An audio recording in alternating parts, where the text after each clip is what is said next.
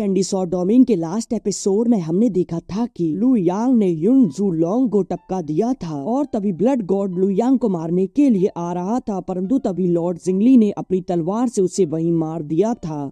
और फिर divine dynasty के लोग भी सामने आ गए थे और क्विंग तियान ने लॉर्ड जिंगली पर अटैक कर दिया था, जिसे जिंगली नहीं रोक पाया था और वह नीचे आकर गिरा था। तभी वह अटैक उन दोनों को लगने वाला था। लेजेंडरी सॉ डोमेन के एपिसोड 126 में हम देखते हैं वह अटैक उन दोनों की ओर बढ़ रहा होता है, परंतु तभी लॉर्ड जिंगली वहां एस्केप तालिस्मान का उपयोग करता है, परंतु तभी वह अटैक उस जगह जाकर लग जाता है। अब यह देखकर एक व्यक्ति क्विंग तियान से कहता है कि सच में आपकी पावर का कोई भी सामना नहीं कर सकता। गॉड किंग, आपकी पावर तो अतुलनीय है। यह सुनकर क्विंग तियान छाती चौड़ी करते हुए कहता है कि एक लॉर्ड मेरे सामने चींटी के समान है। तभी एक व्यक्ति कहता है कि गॉड किंग, लॉर्ड तो यहाँ नहीं है। तभी क्विंग तियान की नजर एस्केप तालिस्मान पर पड़ती और अब वह कहता है कि जल्दी से उनका पीछा करो, वह यहाँ से ज्यादा दूर नहीं जा पाएंगे। हम लॉर्ड जिंगली और लू यांग को देखते हैं जो कि वहाँ से काफी स्पीड से जा रहे होते हैं। लू यांग सोचता है कि अब लॉर्ड जिंगली घायल है, अब क्विंग तियान से बचना संभव नहीं है। अब मुझे दूसरा प्लान बनाने के लिए ज़ेंगवांग स्वॉर्ड सेक्ट में वापस लौटना चाहिए। और अब वह काफी स्पीड से वापस से ज़ेंगवांग स्वॉर्ड सेक्ट में आ जाता है।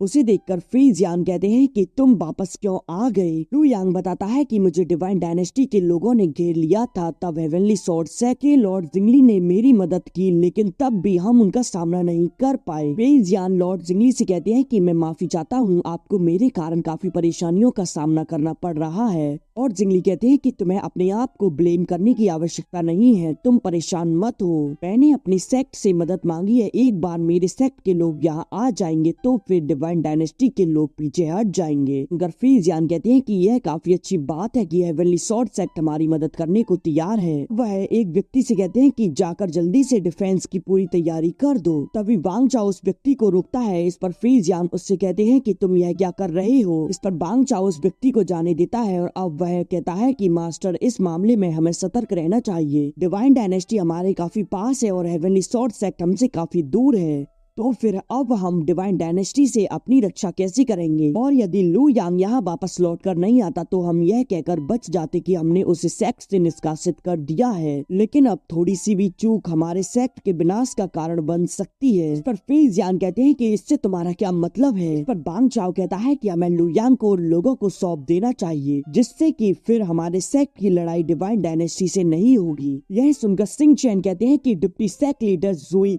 लू यांग हमारे सेक्ट के फाउंडेशन मास्टर का डायरेक्ट डिसाइपल है, हम उसे अपने प्रतिद्वंदियों के हाथों कैसे सौंप सकते हैं। बांग चाओ कहता है कि वह फाउंडेशन मास्टर का डायरेक्ट डिसाइपल नहीं है, कि तो उनसे अचानक से मुलाकात हुई और प्रतिभा के मामले में मेरा बेटा जुई हानी इससे कम नहीं है। लू यांग बताता है कि अगर जुई हानी नहीं होता तो मैं यहाँ से आसानी से चला जाता और फिर ज़ेंगवांग स्वॉर्ड सेक्ट की भी ऐसी दुर्दशा नहीं होती। सुनकर बांग चाओ कहता है कि तुम्हारा इससे क्या मतलब है। यांग बताता है कि जब मैं ज़ेंगवांग स्वॉर्ड सेक्ट से जा रहा था तब जुई हानी ने जोंगलांग द्वारा मेरे ठिकाने का खुलासा किया। जोंगलांग ने मुझ पर घात लगाकर हमला किया, जिसके कारण डिवाइन डायनेस्टी के लोगों को मेरे ठिकाने का पता चल गया। पर लॉर्ड जिंगली भी कहते हैं कि हाँ, यह सच है। यह सुनकर वांग चाओ कहता है कि नॉनसेंस, हानी को तो तुझसे कोई भी शिकायत नहीं थी। जब तुम सेक्ट में शामिल हुए थे तब उसने इमोर्टल ब्लड गॉड से भी तो तुम्हें बचाया था। लू यांग बताता है कि वह तो सिर्फ एक उसकी मजबूरी थी। जहाँ तक शिकायत की बात है, हानी ने कई बार अपने लोगों से मुझ पर हमला कराया है और इसके बारे में हर कोई जानता भी है। यह सुनकर सिंह चैन कहते हैं कि हाँ, मैंने भी इसके बारे में सुना है, लेकिन मैंने देखा कि लू यांग को कुछ तो नहीं हुआ और फिर मैंने इस मामले को यूं ही जाने दिया। मैंने तब जुई हानी को सजा इसलिए नहीं दी थी, मैंने सोचा था कि यह सिर्फ डिसाइपल के बीच की बात है, वह इसे आपस में निपटा लेंगे। यह सुनकर बांग चाओ कहता है कि तुम लोग जोंगलांग का सहारा लेकर मेरे बेटे को बदनाम कर रहे हो। लू यांग बताता है कि मेरे सेक्ट में शामिल होने से पहले जुई हानी जोंगलांग के साथ मिला हुआ था और उसने जोंगलांग द्वारा सीनियर जियाओ को लव पॉइजन भी दिलवाया था। यह सुनकर सभी लोग काफी ज्यादा हैरान होते हैं। तभी वही खड़ी जियाओ जुइन कहती है कि लू यांग, यह मामला मेरे प्रिय डिसाइपल की प्रतिष्ठा से संबंधित संबंधित है, बेहतर होगा कि तुम्हारे पास एविडेंस हो तभी तुम इसके बारे में बात करो। लू यांग कहता है कि आप इसके बारे में सीनियर जियाओ से ही खुद पूछ सकते हैं। वांग चाओ सोचता है कि क्या ऐसा हो सकता है हानि ने कुछ ऐसा किया हो, और अब वह फीजियान से कहता है कि मास्टर मैं कंफर्म कराने के लिए जुई हानि को यहाँ लेकर आता हूँ। पर फीजियान कहते हैं कि नहीं, तुम्हें जाने की कोई भी जरूरत नहीं है। और अब वह जियाओ कुई से कहते हैं कि तुम जाकर फेंगवेई और हानि को लेकर आओ। यह सुनकर कुई हाउ वहाँ से चला जाता है। तभी डिवाइन डायनेस्टी के लोग जोंगयांग शॉर्ट सेक की ओर आने लगते हैं। यह देखकर फीजियान कहते हैं कि अभी प्रोटेक्टिव अरे फॉर्मेशन को एक्टिवेट कर दो। और अब फीजियान एक जगह आकर वहाँ एक टोकन का इस्तेमाल करते हुए शॉर्ट सेक के चारों ओर एक सील बना देते हैं। यह सुनकर कुंग तियान कहता है कि लॉर्ड फीजियान क्या तुम मुझे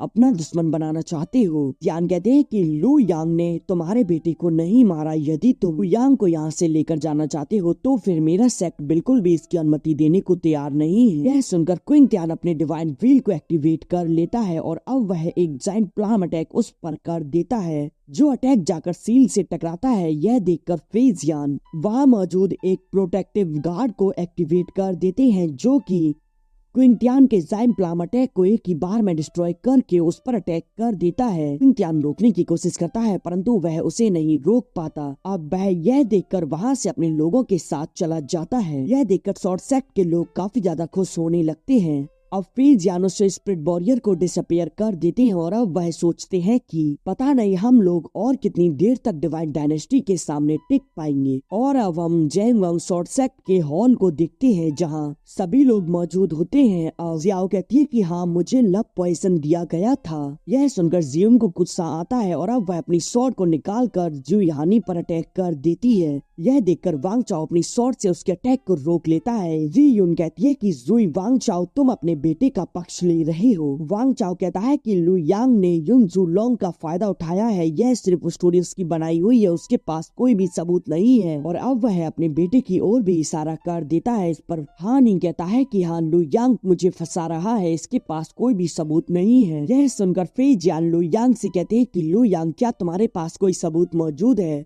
इस पर लू यांग कहता है कि हाँ, यह युन जू लांग की स्टोरेज रिंग है, के अंदर ही जोंगलांग द्वारा हानि से मिले हुए सबूत मौजूद हैं। यह देखकर हानि हैरान होता है और इसी के साथ यह एपिसोड एंड हो जाता है। और कुछ दिनों से वीडियो कुछ ज्यादा ही लेट हो रही है, थोड़ा कॉम्प्रोमाइज करो क्योंकि कुछ ना कुछ काम तो निकल ही आता है, क्योंकि यह ही जिंदगी है। क्योंकि अब ऐसा शायद नहीं होगा, यह कहना असंभव है, क्योंकि इसीलिए मैं झूठी दिलासा नहीं दे रहा हूँ।